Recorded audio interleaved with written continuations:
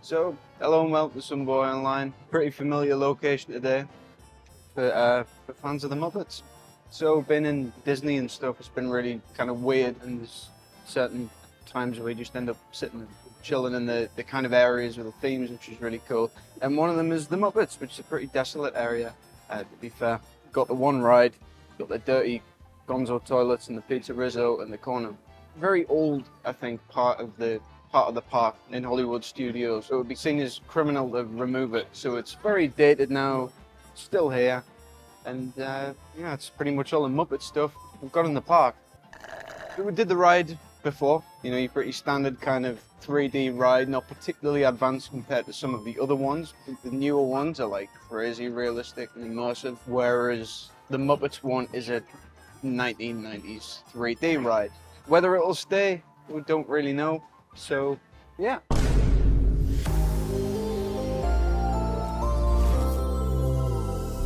As you may have guessed from that clip, I got the chance to go to Walt Disney World earlier last year, which I've never done before in my life, never been to America. So I'd filmed a segment and was planning to cover Muppet Vision 3D in its own video. But then, strangely enough, not long after I'd visited, the announcement was made that Muppet Vision 3D will be no more. It's going to be closed in favour of a Monsters Inc. attraction, which is going to replace the whole thing, much to the outrage of many fans. This is primarily because Muppet Vision 3D was the very last project that Jim Henson, the creator of the Muppets, worked on before he died in 1990. The original plan for this whole thing back in the 80s in what was then Disney's MGM Studios was a whole Muppet land, and when Jim Henson passed it left everything kind of hanging in the balance, and that is how we ended up with just the Muppet Vision 3D attraction. It's been kind of a memorial to him ever since, so inevitably there's been a massive backlash to this on the internet, and it's quoted as being truly one of the best attractions in all of Disney. To lose it would be an incredible tragedy in all dimensions. And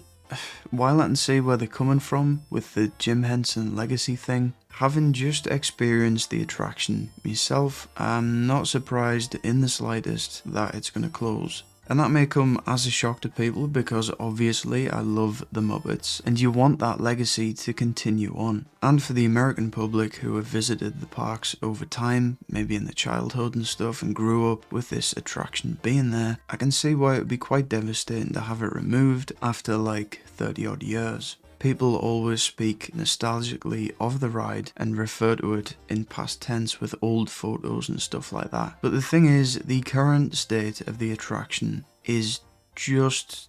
It's not good. It's literally no word of a lie when Walter visits the Muppet Studios in the 2011 film. What happened to this place?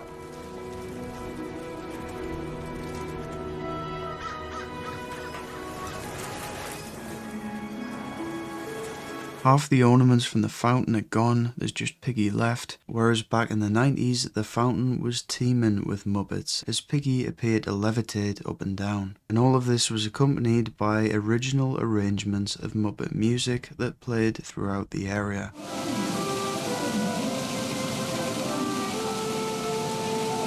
There was this big colourful original sign which has been replaced. There was a giant hot air balloon above the building and that's just gone. There was an entire gift shop next to it which was full of Muppet merchandise and that's just closed off and abandoned. And there's nothing to kind of fill in the void there. There are just empty brick walls. It's almost this uncanny kind of feeling. You've just got the one attraction in the corner. You've got Pizza Rizzo, which you'd assume would be heavily themed around the Muppets, but it's just not. It's just a normal restaurant. And you've got Gonzo's Royal Flush, which is just the public bathrooms. It's funny in one way, but at the same time, it's almost just a joke how little there is, and the buildings that are there are just so bland and bare bones.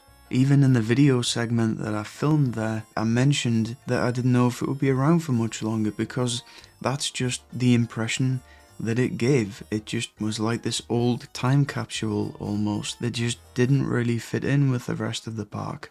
But that's another point. It's right next to the Star Wars stuff, which is some of the newest and most technologically advanced environments and everything. So it made this Muppet bit just stick out even more really. In addition to that, in the parks, I use the Disney mobile app, which you can use to check the queue times and get on the rides and stuff. Lots of the wait times were like 40 and 50 minutes, but Muppet Vision 3D was always about 5 or 10 minutes. People may say that that's on Disney for not keeping it up to date and maintaining it. And while I agree to an extent, I don't know why so much of it has just disappeared, and it would have been a lot better if it had stayed the same. There are some fundamental parts of the area, and particularly the attraction itself, that just are really dated and don't hold up when compared to the rest of the park. So the ride hasn't been updated since like the 2011 film. So because of that, you've got the 2011 logo on the front, but you kind of get the vibe that this is a newly released film. When it's, it's not. It's the last really successful Muppet thing, but it was well over a decade ago. Like back when that film came out, they should have capitalized on it more. I just get the impression that nobody wanted to touch it because it was Jim's final project.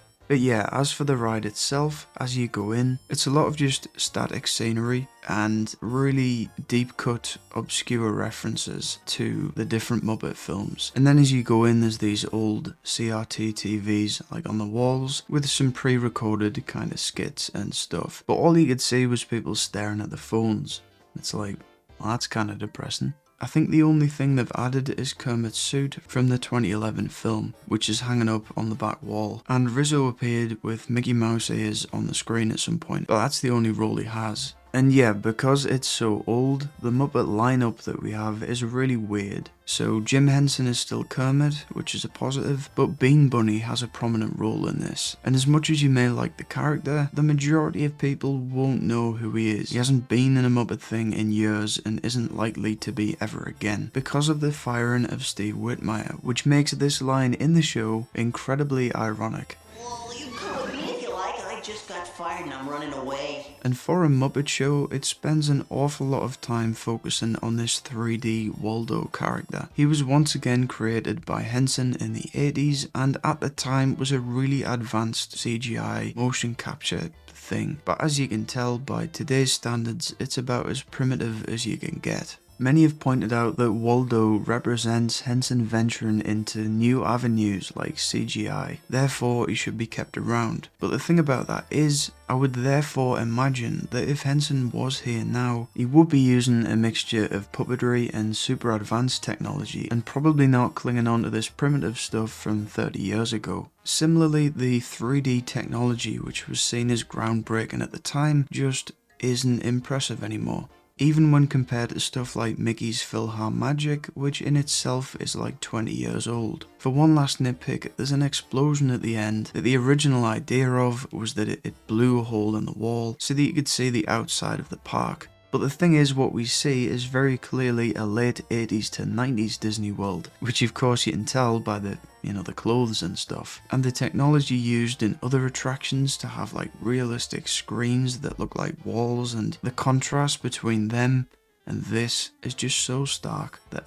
it makes it completely unbelievable and therefore less immersive. You just get the impression that people weren't impressed. But since it seems like I've laid into this thing for the whole video, I did enjoy the experience and want to point out some of the positive things that still do hold up today. And that is the kind of live action elements, the real animatronics that make it seem as though the Muppets are there in the theatre.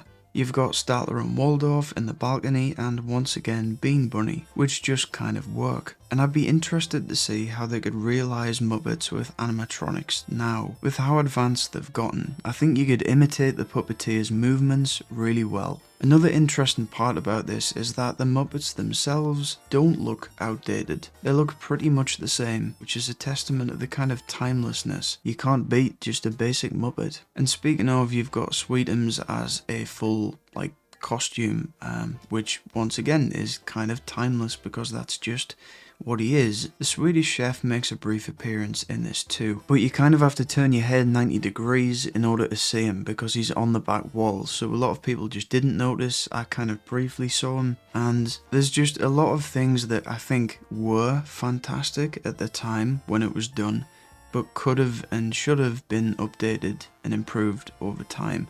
Other parts, like the whole CGI Waldo thing, obviously are a fundamental part of the attraction, so this is why I'm not surprised that they've decided to close it. Obviously, if it was me, you would have a full Muppet land with, you know, all kinds of updated rides and theme and music and all of that. But there is going to be something to sweeten the deal for fans of this attraction, and that is that the Rock and Roller Coaster, which was themed around the band Aerosmith, is now going to be rethemed to the Muppets.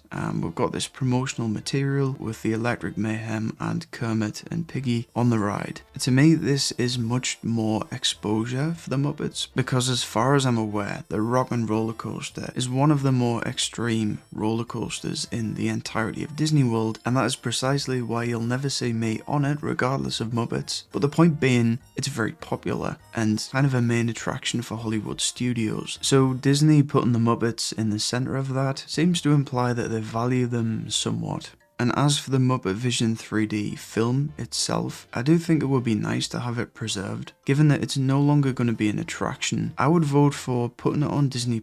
Have it as part of the Muppet collection, just the video. To me, that seems a good way of preserving this stuff. But yeah, going to America was a surreal thing to do. And in addition to that, I got to experience Muppet Vision 3D for the first and last time. It feels like I've come across a bit harsh on it in this video, and I do apologise for that, but it's mostly to point out that the attraction used to be amazing. At the time, people loved it, and people still love it as a result, and just the contrast from that to now of it being so empty and desolate, it's sad in one way, but I just wanted to kind of highlight how much of the magic of the original was already long gone. And I feel like there's just been kind of a shell of it left. So yeah, probably a controversial opinion, but I'll be really interested to hear what you've all got to say in the comments down below. So thanks for watching everyone, and I will see you next time.